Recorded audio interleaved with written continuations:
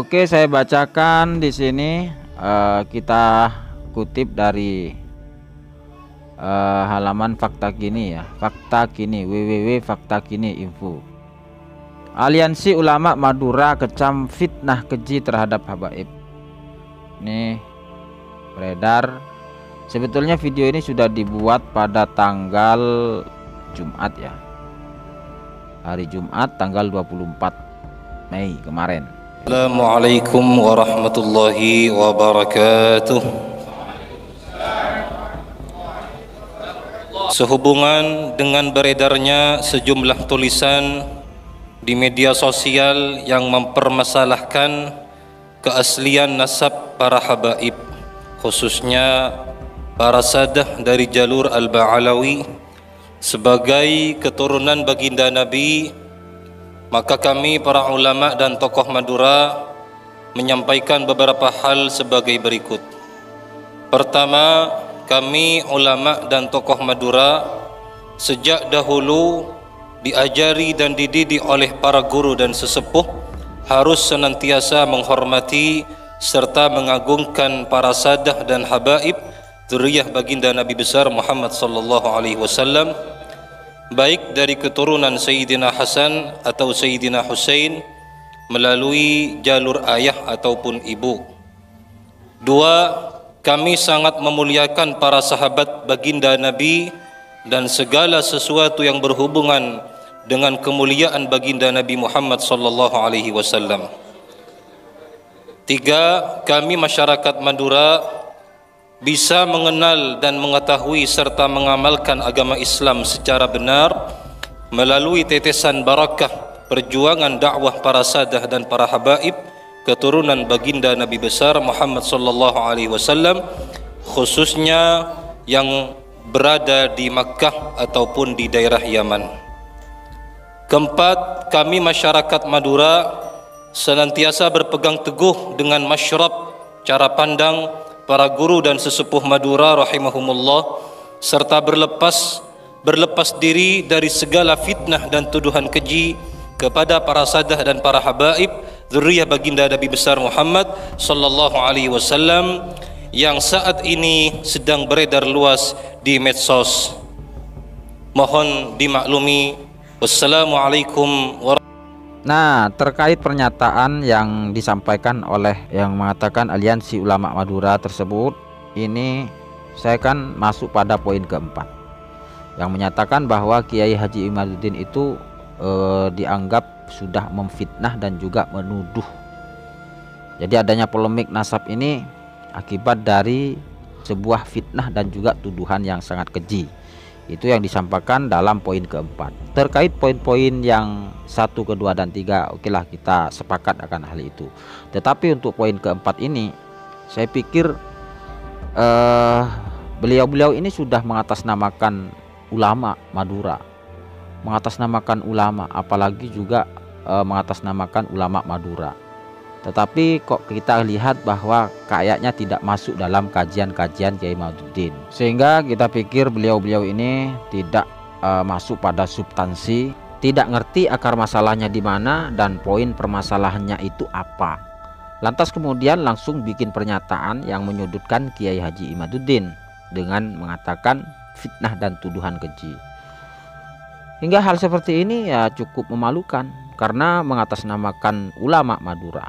Padahal Madura itu tidak hanya Pamekasan saja. Di sini saya akan tampilkan kajian ataupun video dari Ustadz Zaini Karim yang berkaitan dengan hal tersebut.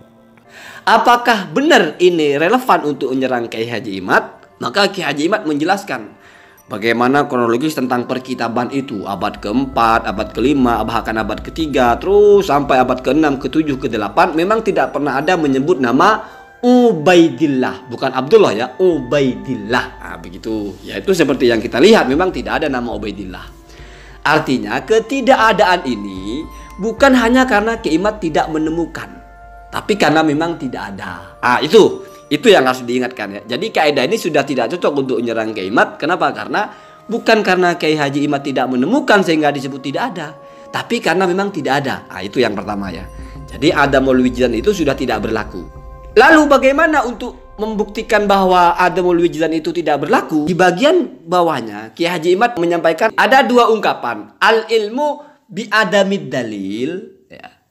Ada satunya lagi adamul ilmi bid dalil. Itu 4 kata. Al ilmu 1 kata, bi 2 kata, adami 3 kata, ad dalil 4 kata. Jadi al ilmu bi adamid dalil itu jauh berbeda dengan adamul ilmi bid dalil. Apa perbedaannya? Ini. Yang pertama, al ilmu bi adamid dalil itu artinya memang secara pasti tidak ada dalilnya. Itu ya. Jadi pengetahuan bahwa memang tidak ada dalilnya. Ingat, kalau sudah disebut pengetahuan, sudah disebut al ilmu, berarti kebalikannya al jahlu. Apa itu al ilmu? Al idrok ala muwafaqati al waqi. Pengetahuan yang faktual itu namanya ilmu. 1 tambah 1 2 itu namanya ilmu. Kalau 1 tambah 1 4 itu namanya al jahlu, kebodohan. Kenapa? Karena informasi di kepala kita tidak sesuai dengan fakta. Kalau sudah ada klaim al ilmu bi adami dalil, pengetahuan bahwa tidak ada dalilnya, berarti dalilnya memang tidak ada. Kenapa? Karena pernyataan tidak ada dalil statusnya sudah ilmu, sudah sesuatu yang sesuai dengan kenyataan. Itu berbeda dengan adamul ilmi bid dalil. Apa itu adamul ilmi bid dalil? Kamu tidak tahu adanya dalil. Berarti itu ada sama dengan yang atas, adamul wijdan. Maka Kiai Imad tidak masuk kepada adamul wijdan, tidak juga masuk kepada adamul ilmi. Tetapi masuknya kepada al ilmu bi adamid dalil. Itu ya.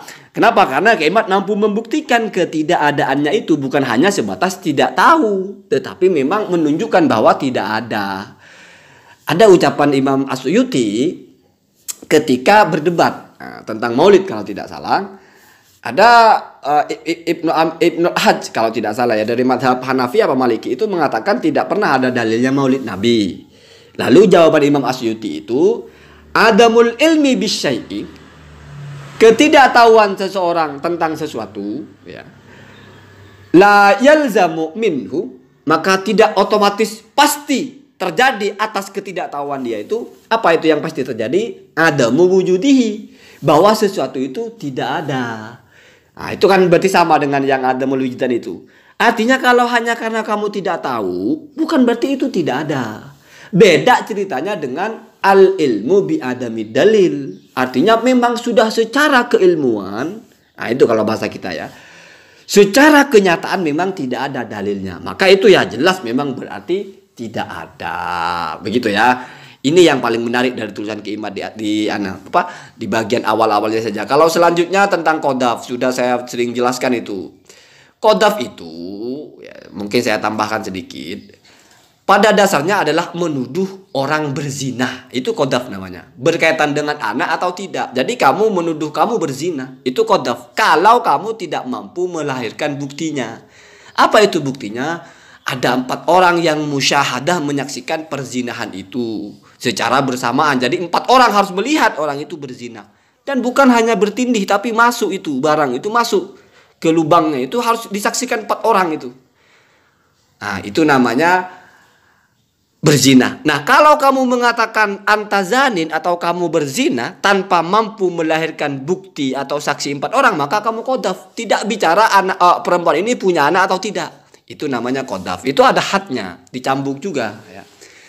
Ada kalanya qadhaf berkaitan dengan anak, yaitu kamu menuduh seorang anak sebagai anak zina. Sebetulnya bukan berkaitan dengan anak itu tuduhan kamu disebut qadhafnya, tapi ya kamu berarti nuduh emaknya berzina. Itu kasusnya mesti adalah ketika istri seseorang, perhatikan istri seseorang, di mana istri itu tidak mungkin punya suami lebih dari 1. Lalu dari istri seseorang itu, di mana sebelum menjadi istrinya dia memang tidak punya anak dan tidak hamil, ya, artinya memang dalam keadaan zero lah. Dia menikah dengan orang, lalu punya anak, kamu bilang anaknya ini bukan anak dari suaminya. Berarti kamu qadhaf. Kenapa qadhaf? Karena kamu sudah menuduh ibunya si anak ini atau istrinya seorang suami itu berzina. Itu qadzafnya di situ ya. Assalamualaikum warahmatullahi wabarakatuh.